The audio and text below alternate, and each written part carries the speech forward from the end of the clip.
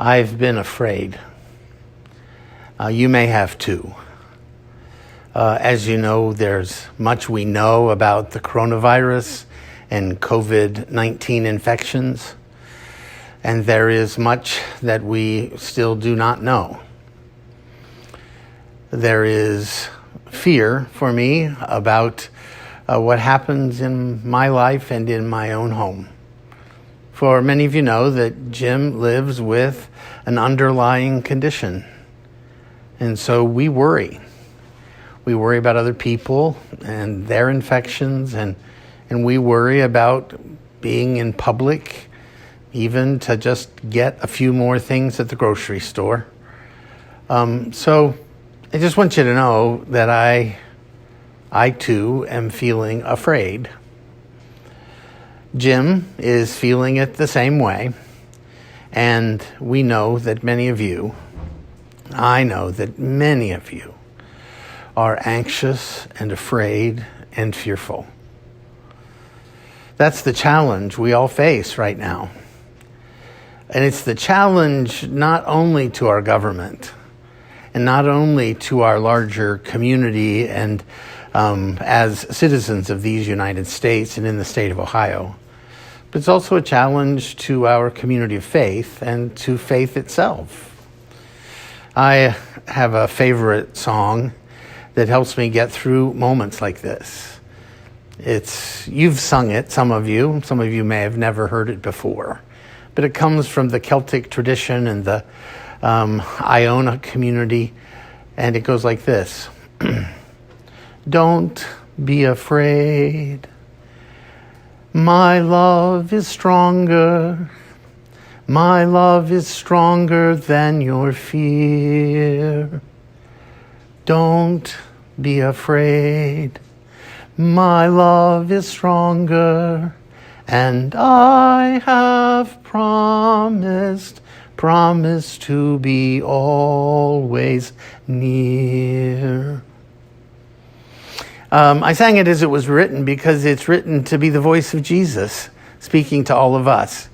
And when I hear Jesus say that to me in the midst of my fear, that love gives me strength in the face of fear. It doesn't take the fear away, really, but it gives me strength to be brave and courageous and bold in the face of fear and anxiety. So I sang it to you like I was singing the words of Jesus.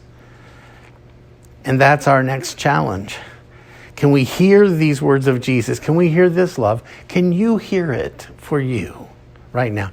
That his love for you is stronger than your fear. And let that sink in. And then, can you hear it when I sing it, which implies that we, the church, I, as a pastor of the church, now speak the words of Jesus into the world. And that's where this love can help us have the strength we need to face the demands of the world around us, even though we have anxiety and fear.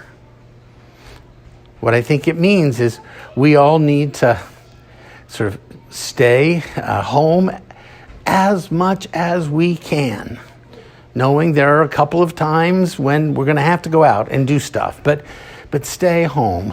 Physical distance is important.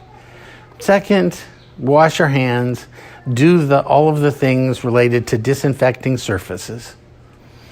And then look in a measured way at what the needs of the world are around us. And let that love help us choose carefully and wisely one or two things where we can be this love of Jesus and help others overcome their fear. It might be in a gift of food that we're going to pass out at Parker Woods or at Rockdale Temple to go home with kids to their families to get them through these days. Or it may be trying to help reach out to families that are not able to tend to all of these needs themselves. And that we know that God's love is stronger than our fear, and we can wisely and carefully be able to bridge the distance, social distance, while not compromising the important physical distance that we need to keep.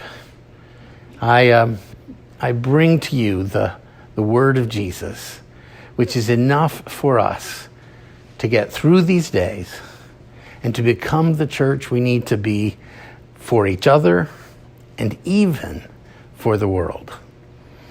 God's love is stronger than our fear.